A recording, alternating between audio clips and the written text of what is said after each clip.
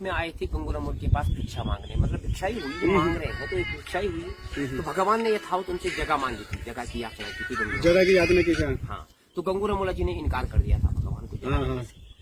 और भगवान ने फिर अपने कई रूप धारण किए, या नागों का रूप लिया। मतलब गंगूरामोला जी ने भगवान को नहीं, मतलब उनका रूप पहचाना नहीं होगा।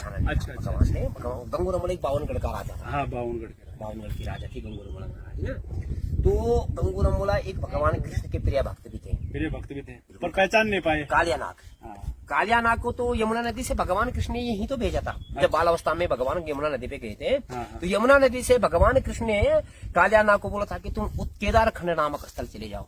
दो ही खंड है, एक मानस खंड, एक केदार खंड। तो ये द्वापर में भगवान कृष्ण ने दिया था। केदार खंड में आता है, बिल्कुल केदार खंड नामक स्थल, केदार खंड में। तो हमारा सबका लगता है। हाँ, वो सुना भी था मैंने एक कथा। हाँ। कि उन्होंने कालियानाग को, वहाँ जो लोग परेशान हो रहे थे, उन्होंने यहाँ भेज दिया था, लोग डर रहे थे। केदार खंड नामक में उनको राजा बनाया था। तो भगवान वचनबद्ध थे कि मैं जब महाभारत समापन होगा तो उसके अंत में मैं आपके पास आऊंगा। अच्छा।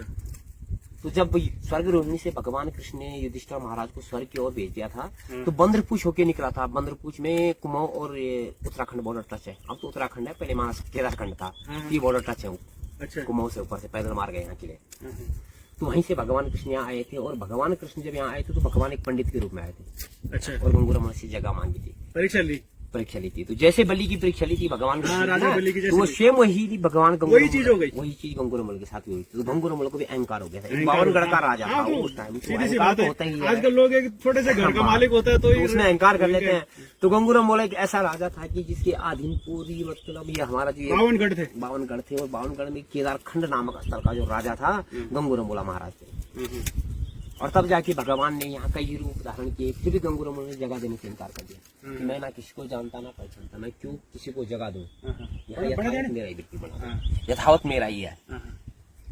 तो उसके बाद भगवान कृष्ण ने कहा ठीक है। तो उस टाइम एक राक्षसी लगी थी, हिरण्य राक्षसी, जो गंगूरामोल की गाय भैंस सुखाने वाला बना।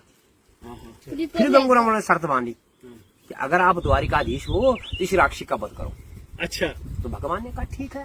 रामोला जी ने भी परीक्षा ले ली। हाँ। तो सातों सेम भगवान उसी राक्षसी के साथ युद्ध करते करते गए।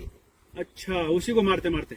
हाँ, युद्ध करते करते गए। मारा तो भगवान ने यहाँ था उसको, जो वहाँ पर शतरंज छोड़ने के लिए जहाँ घोड़ी के पाँव के निशान। अच्छा। उसकी पाली साइड लगता पड़ देखा होगा आपने, नीचे से जहाँ पत्थर। अभी जाएंगे वहाँ, अभी जाएंगे। शतरंज छोड़ जाएंगे आप। पाली ज्यादा दूर तो नहीं वो? ना, कम नजदीकी है। तो उसके पाली साइड में भगवान ने अपना झूला बनाया था। अच्छा। और भगवान ने कहा ठीक है, अब ऐसा काम करो, कुछ देर के लिए झूले के ऊपर विराजमान कर ले। भगवान ने बैठ गई वो राक्षसी। तो जब भगवान ने उसको वहां से नीचे फेंका था, तो उसका जो सिर है, ये दूसरी पट्टी जहाँ जहाँ उसके अंश गए ना, वहाँ वो देवी के रूप में प्रसिद्ध हो गई। अच्छा। और जो इसका ये पेट है, ये तलबला सेम गिर गया था, जिसको हम तलबला सेम नहीं कहते। हाँ, वो ये पेट गिर गया था उसका वहाँ। अच्छा। और वहाँ काल सर्प दोष निवारण भी होता है। जैसे किसी कुंडली में काल सर्प का दोष है, वो भी निवारण होता है तलबला सेम। तो भगवान ने फिर कहा देख भाई गंगू, अब तेरी मैंने शर्त बांध ली, अब तू बोल क्या करेगा। तो गंगू ने कहा ठीक है, पर जब आपको कुछ न कुछ तो विश्वास करना ही पड़ेगा। तो भगवान ने कहा जब तू ऐसा काम कर, सातों सेम में जाओ और मेरे मंदिर बना गया। तो गंगूरामोल ने सैनिकों को भेज दिया, तो कहीं भी सातों सेम जाओ आप, तो परगटा सेम से आओ, कहीं मंदिर नहीं है। वही मैं सोच रहा हूँ। तो गंगूरामोल के जितने भी मंदिर थे सब ध्वस्त हो गए। अच्छा, अपने आप? हाँ, बनाए नहीं पाए उसने, क्योंकि श्रद्धा ही नहीं थी ना मन में। श्रद्धा नहीं थी। तो यथावत अपने सैनिकों को भेज दिया, खुद नहीं गए। तो यथावत फिर भगवान कृष्ण मैनावती जी के सपने में गए। बोला यथावत हे माता, आप मुझे पहचानो, मैं स्वयं वही द्वारिकाधीश हूँ जो बाल अवस्था में यमुना नदी में आपके पास आया। तो मैनावती जी ने तपस्या की थी भगवान कृष्ण की। तो जो प्रगटाश्रम का जो हमारा मंदिर है, ये मैनावती की तपस्या पे स्थित है। अच्छा, वो प्रगटाश्रम इसी को तो कहते हैं। तो भगवान कृष्ण प्रकट रूप में आए थे। वो शिला, वहाँ भी शिला है अंदर, यथावत वहाँ भी शिला है। तो वहाँ भगवान कृष्ण रूप में आए थे। और तब जाके मैनावती को जो वचन बाल अवस्था में दिया था वो पूरा किया था, पुत्र वरदान का। अच्छा। क्योंकि कालियानाग की 5 पत्नियां थी, 4 उनकी संतान थी और एक ही संतान नहीं थी। और उन्होंने यहाँ मैनावती का रूप धारण किया था। और उन्होंने बिल्कुल उन्होंने ही बाल अवस्था में भगवान कृष्ण को पुत्र स्नेह दिया था। जब वो नदी यमुना नदी में गए थे ना, हे पुत्र कर मेरे पति नींद से जाग जाओगे तो ये आपका विनाश कर देंगे। अच्छा। तो ये भगवान को बोला था। हाँ, तो वही इसमें भगवान ने मैनावती को यहाँ करवाया था। और तब जाके उनको 2 पुत्र दिए थे, सिद्धवा और विधवा बोला। और यथावत अंत में तो भगवान ने वही किया जो उनके साथ स्वयं हुआ था, कि यदुवंश भी खत्म था और गंगूरामोला का भी वंश भी खत्म है। तो उसके बाद ही तो गया था हमारे राजपाल मानवेंद्र साहब उनके पास।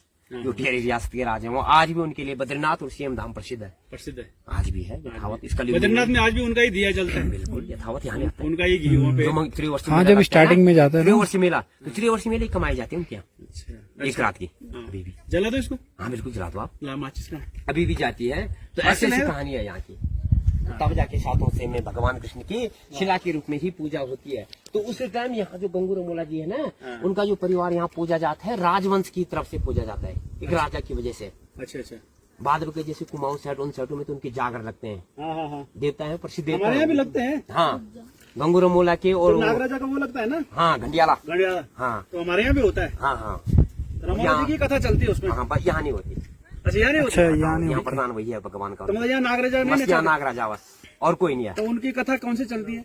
बस यही उनका जो इतिहास बताया जाता है। अच्छा। बाद में ऐसी पूजा नहीं होती जैसे देव रूप में सबको नहीं पूछते, हाँ। तो यहाँ नहीं होती। अच्छा। आप देखना कभी भी हाँ। ये रेगर मूली में कभी भी उनकी पूजा नहीं होती ऐसे रूप में ना। हाँ। है तो वो गणपति थे यहाँ के, पर उनको अहंकार था ना इस जगह पे। इसलिए लोग मतलब उनको भगवान ने श्राप मिल गया। कहा, हाँ भगवान ने कहा यहाँ तेरी नहीं मेरी पूजा होगी और अच्छा। मैं ही पूजा जाऊंगा। तो भगवान कृष्ण ही द्वारिकाधीश यहाँ पूजे जाते हैं। अच्छा। तो ये जो डुगडुगी सीएम है ना, ये दूसरे स्थान का सीएम है भगवान कृष्ण का। अच्छा, हाँ जी। जय हो। यात्रा तभी सफल है जब डुगडुगी सीएम के दर्शन। में स्थित सभी नाग तीर्थ में सेम नागराजा सचमुच ही सर्वोच्च तीर्थ है। श्रद्धालुओं की आस्था इस नाग तीर्थ को उत्तराखंड में 5वां धाम बनाती है।